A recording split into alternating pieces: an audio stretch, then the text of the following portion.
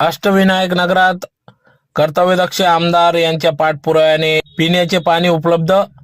अष्टविनायक नगर पंचक्रोशीतील नागरिकांकडून आमदार डॉक्टर फारुख शाह यांचा नागरी सत्कार.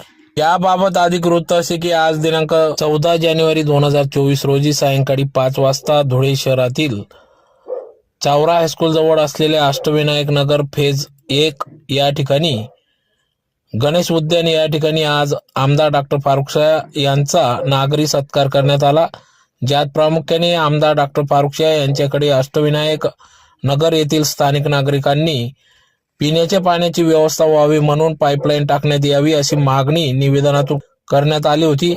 त्यानुसार ज्यात प्रामुख्याने कर्तव्यदक्ष आमदार डॉक्टर फारुख शाह यांनी लागलीच सदर पाईपलाईन 1 ते 2 दिवसात उपलब्ध करून दिल्याने या ठिकाणी स्थानिक नागरिकांकडून त्यांचा नागरी सत्कार करण्यात आला. तर त्याचबरोबर त्यांच्या हस्ते या ठिकाणी गणेश उद्यान या परिसरात वृक्षारोपण देखील या ठिकाणी करण्यात आले. तर यावेळेस नागरिक जनतेकडून अष्टविनायक नगरच्या पंचक्रोशीतील नागरिकांकडून स्थानिक नागरिकांकडून या ठिकाणी सदर परिसरात कॉन्क्रीट रस्ते व्हावेत अशी मागणी देखील केली असून आमदार डॉक्टर फारुख शाह यांनी सदर रस्ते लवकरात लवकर करून दिले जातील असे आश्वासन दिले. तर या कार्यक्रमाचे सूत्रसंचालन श्री नितीन देसले यांनी केले, तर प्रास्ताविक अतुल पाटील यांनी केले. यावेळेस आमदार डॉक्टर फारुख शाह यांचा सत्कार पांडुरंग पाटील यांच्यासह रत्नाकर माडी सर्व स्थानिक नागरिकांनी नागरी सत्कार म्हणून त्यांचा सत्कार केला. यावेळी आमदार डॉक्टर फारुख शाह यांच्यासह स्वी सहाय्यक अण्णा जगदेव यांचा देखील सत्कार या ठिकाणी करण्यात आला. त्याचबरोबर आसिफ शहा यांचा देखील या ठिकाणी सत्कार करण्यात आला. तर या कार्यक्रमाप्रसंगी या ठिकाणी रत्नाकर माडी, संजय साळुंके, दगडू चव्हाण, अतुल पाटील, सुभाष बेळसे, प्रकाश पाटील, प्रदीप राजपूत, सुरेश पवार, प्रशांत देव, जगदीश माडी, धैर्यशील नेरकर, उन्मेष पाटील, विकास गवडे, सिद्धार्थ बैसाने, प्रवीण देवरे, वसंत पाटील, मुकेश उपासनी आदी सर्वच स्थानिक नागरिक, महिला पुरुष वर्ग या ठिकाणी उपस्थित होते.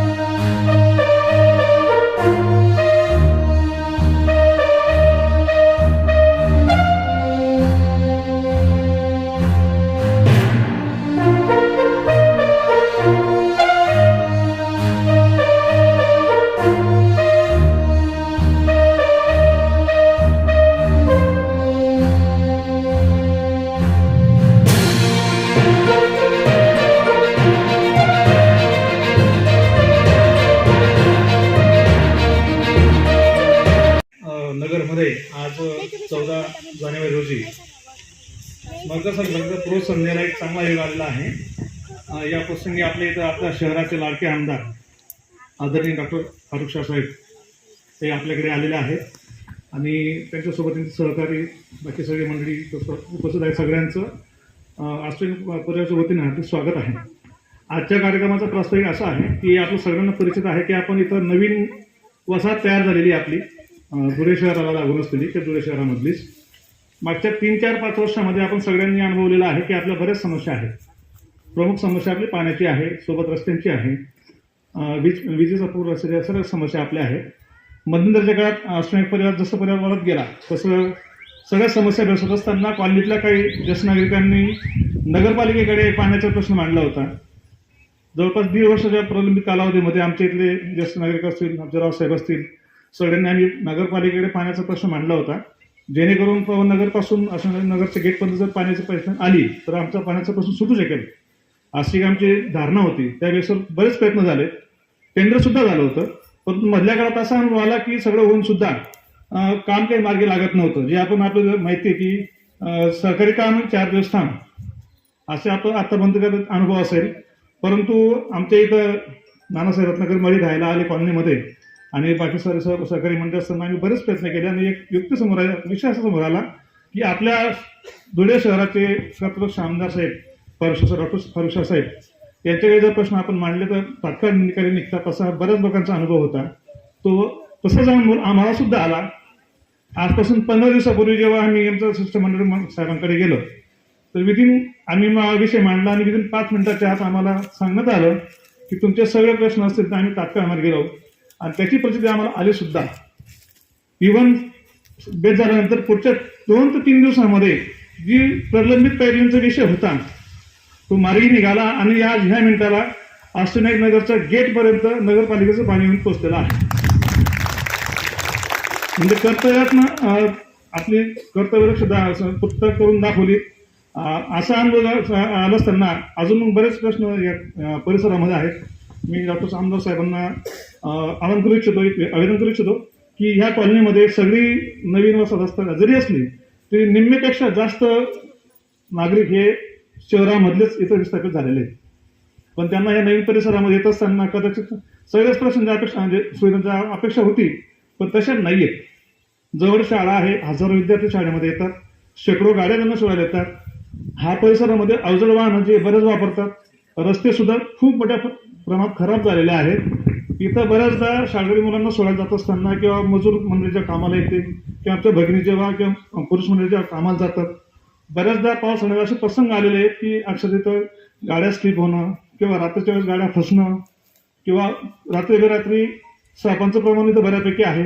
सगळ्या समस्या आपण पाहतो. यात प्रमुख समस्या पाण्याची होती आपली.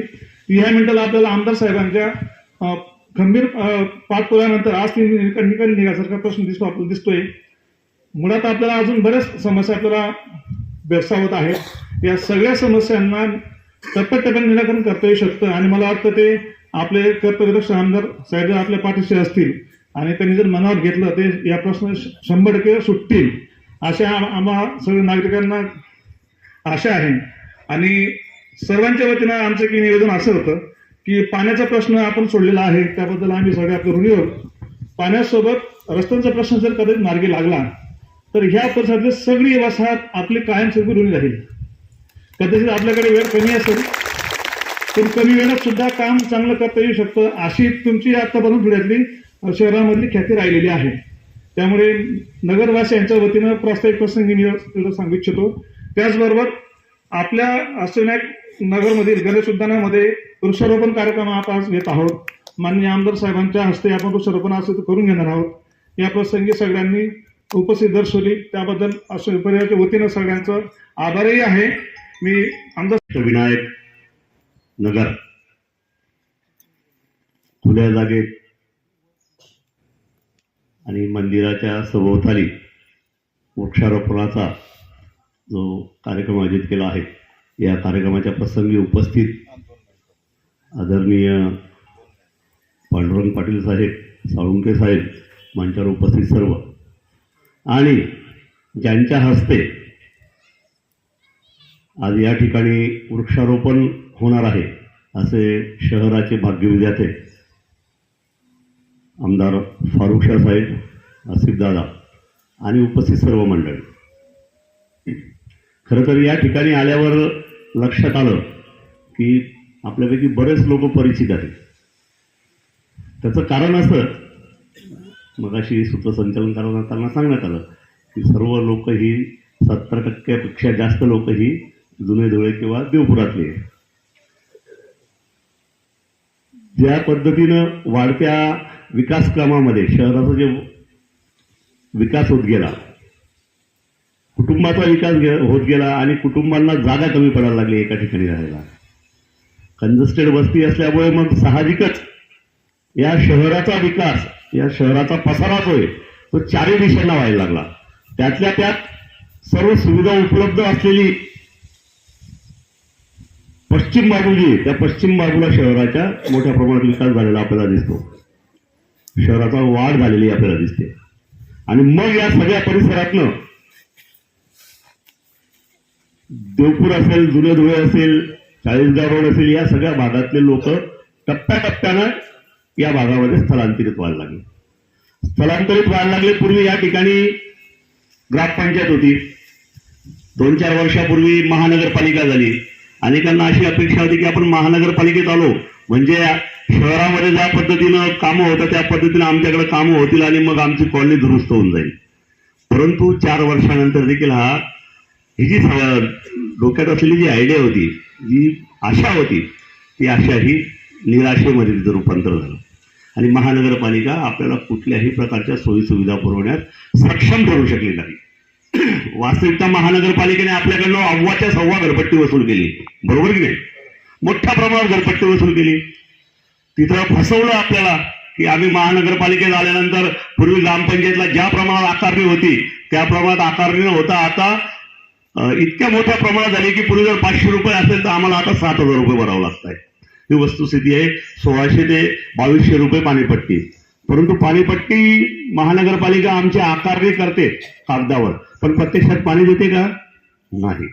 4-5 वर्षानंतर 4 वर्षात पाणीपट्टी नियमित तुम्ही भरली असेल, परंतु आज तुमच्या दारात अष्टविनायक कॉलनीच्या दारामध्ये आज पाणी येतं. ही खऱ्या अर्थानं आम्हा सगळ्यांची शोकांतिका आहे. कारण का की आम्ही संघर्ष करत नाही, आम्ही बोलतच नाही. जे बोलतात त्यांचं काम होतं, जे बोलत नाही त्यांचं काम होत नाही. म्हणून आमच्याकडं आमदार साहेबांकडे जो कोणीही आला तरी त्याचं काम होण्याच्या शक्यता ह्या 99% असतात. 99% मुद्दा म्हणून म्हणतो मी, 1% का नाही?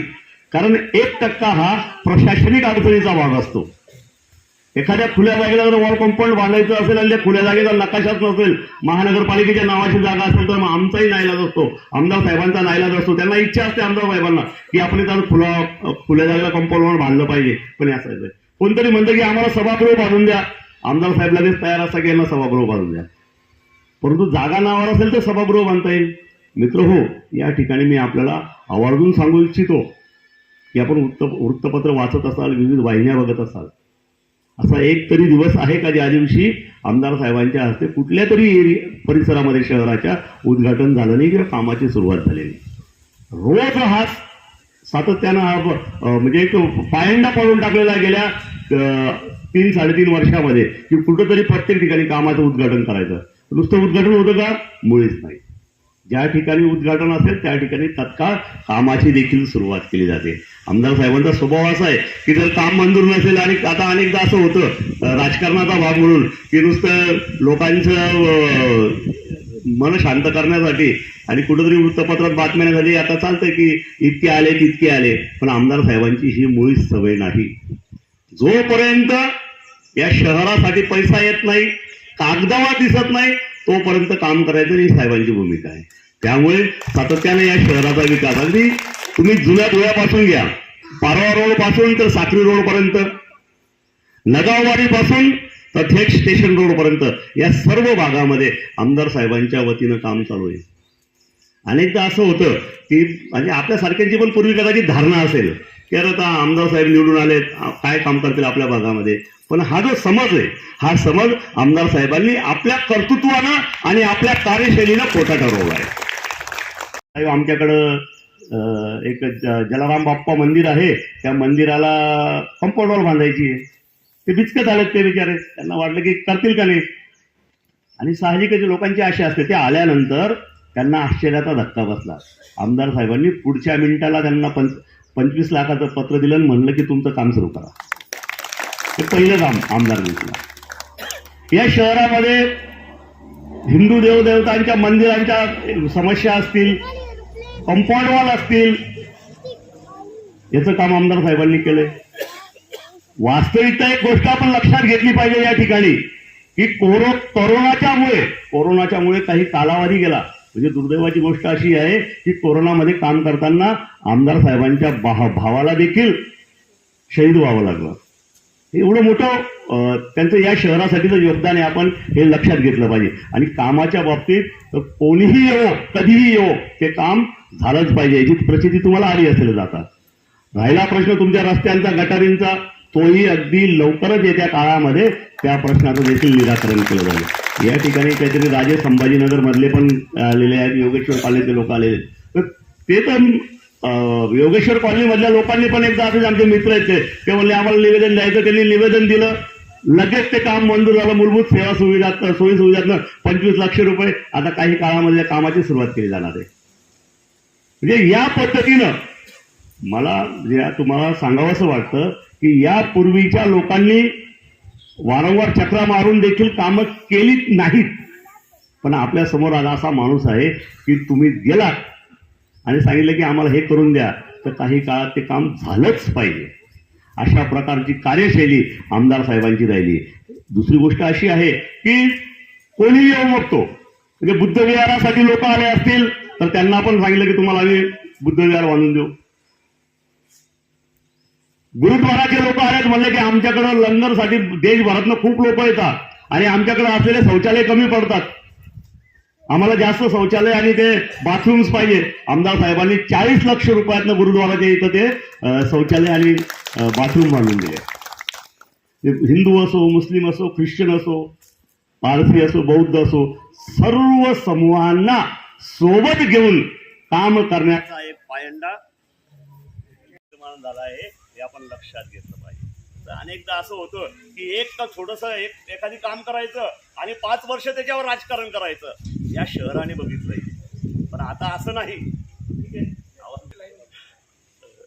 हे शहराने बघितलंय की एकच काम करायचं आणि 5 वर्ष त्या कामावर इलेक्शनचं भांडवल करत जायचं. पण आपल्याकडं ते नाही. आपल्याकडं छोटी छोटी कामं करत करत मोठी मोठी कामं करण्याचा एक संकल्प आमदार साहेबांचा राहिला आहे आणि त्याची परिपूर्ती या ठिकाणी शहरामध्ये आपल्याला झालेली दिसते.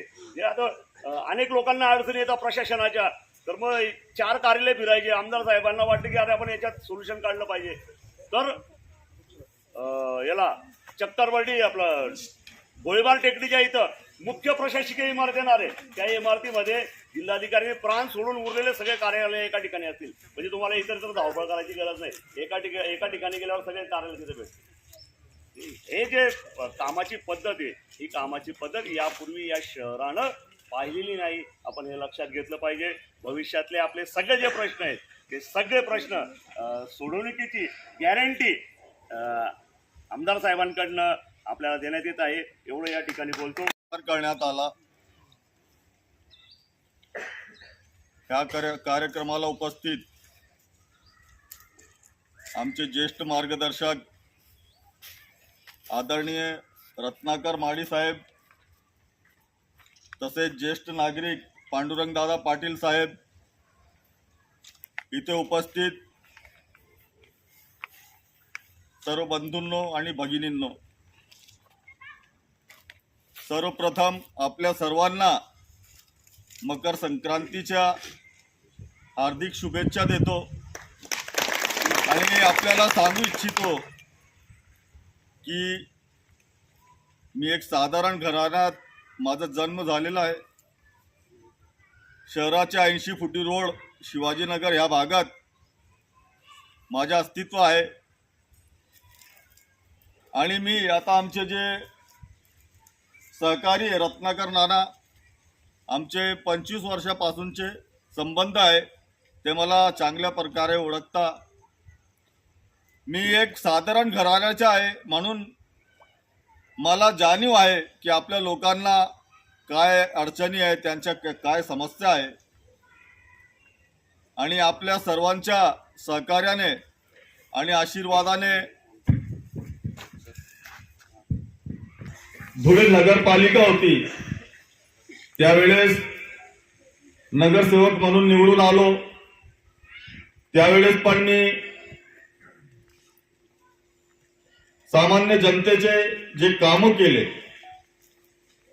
त्याऐवजी दुसऱ्यांदा जेव्हा महानगरपालिका अस्तित्वात आली त्यावेळेस सुद्धा मी नगरसेवक म्हणून निवडून आलो. लगेच 1 महिन्यानंतर आपल्या सर्वांच्या आशीर्वादाने मला ह्या शहराचा उपमहापौर पदी माझी निवड झाली आणि त्यावेळेस मी जी शहरवासियांची सेवा केली, चांगले काम केले, त्याचा मोबदला म्हणून मला ईश्वराने, अल्लाहने आपल्या सर्वांच्या आशीर्वादाने आमदार केला आणि आमदार झाल्यानंतर मी पूर्ण शहराचा मुआयना केला आणि कुठे काय त्रास आहे, कुठे काय तकलीफ आहे, हे सर्व मी जाणून घेतला. पहिले अशा होता की मागचे जे आमदार होते ते फक्त आपला बघायचे, त्यांना सामान्य जनतेशी काही घेणदेणं नव्हता. काही लोक 2 नंबर वाल्यांना पोसायचे आणि काही लोक 5 वर्षात 1-2 काम करून घ्यायचे आणि स्वतःला कार्यसम्राट बनायचे. मी आपल्याला सांगू इच्छितो की आता जसा आपण एका कॉलनीत एक चांगला बंगला बांधून घेतला, पण त्या बंगल्यावर जायला पावसाळ्याच्या दिवशी पावसाळ्याच्या काळात आपल्याला आपली मोटरसायकल बाहेर उभी करून आपल्याला पायी चिखलातून बंगल्यावर जायचं अशी परिस्थिती होती. आता आमचे सहकारी सिद्धार्थांनी सांगितलं की मागच्या काही वर्षात शहराचा विकास झाला, पण मी म्हणतो की शहराचा विकास नाही तर शहराचा विस्तार झालेला आहे.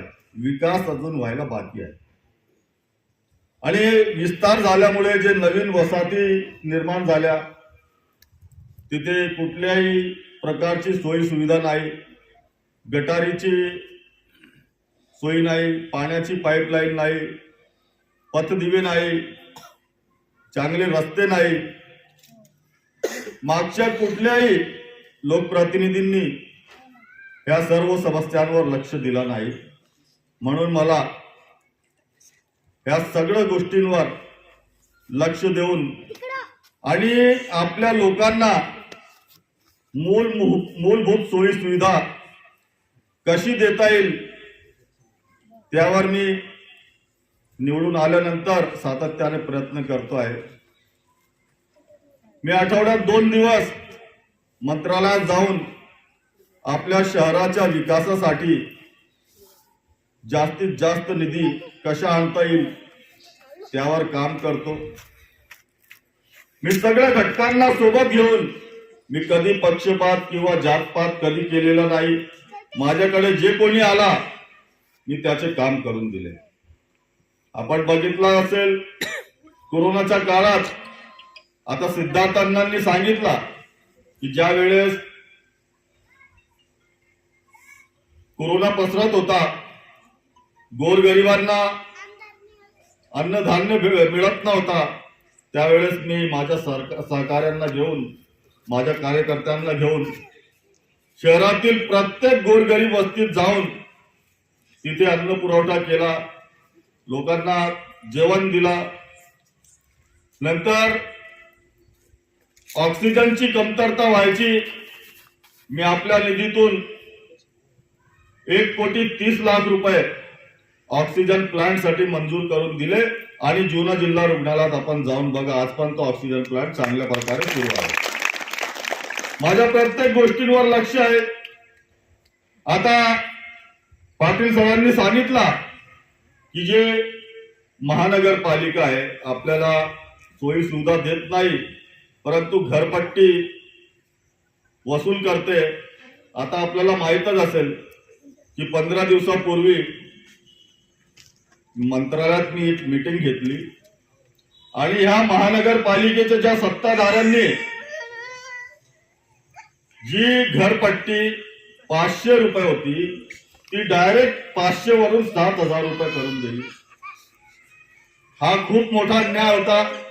म्हणून मी मुख्यमंत्री महोदयांना भेटलो आणि त्यांना सांगितलं की आमच्या जे शहर आहे हा गरिबांचा शहर आहे. आता 2 वर्ष कोरोनामध्ये गेले,